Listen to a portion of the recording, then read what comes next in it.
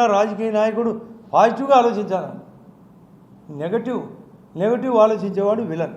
ఇంకా దరిద్రమైన ఆలోచన డాన్ అండర్. అనేక డెన్ను దొరికినాయి. మొత్తం లిక్కర్ స్కామ్లో దొరుకుతున్నారు అంతా, జగన్ రెడ్డి భారతితో సహా.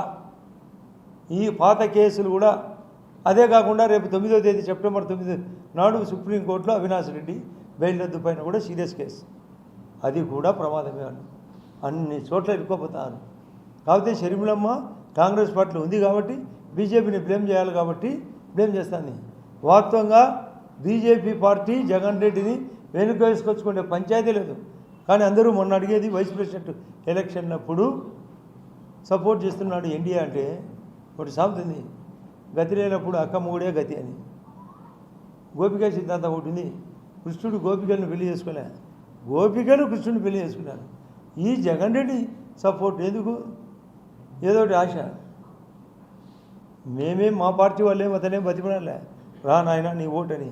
మేము 60% ఓట్లు మాకు ఆల్రెడీ ఉన్నాయి. బీజేపీ పార్టీకి 60, ఆ సుదర్శన్ రెడ్డికి 40% ఓట్లు వచ్చే గొప్ప. మీరు 9వ తేదీ పోలింగు, 10వ తేదీ కల్లా కౌంటింగ్ కూడా వస్తుంది, మీరు చెక్ చేసుకోవచ్చు. ఈరోజు డేటు 30, మరొక 10 రోజుల్లో కౌంటింగ్ కూడా జరగబోతుంది. ఏమవసరం అయినా ఎన్ని ఉన్నాయి తన దగ్గర అంటే మీకు ఇన్ని విషయాలు చెప్పడానికి జగన్ రెడ్డి యొక్క తప్పులు ఎక్కడున్నాయి, అతను ఏ విధంగా ఈ యొక్క వైస్ ప్రెసిడెంట్కి సపోర్టు మాకేం అవసరం లేదు. అతను ఎంతమందో ఈ పార్టీ సిద్ధాంతం నచ్చి ఎట్లయినా గెలుస్తారని రేపు తమిళనాడులో డిఎంకే పార్టీ వాళ్ళు కూడా మాకు ఓట్లు వేసే పరిస్థితి.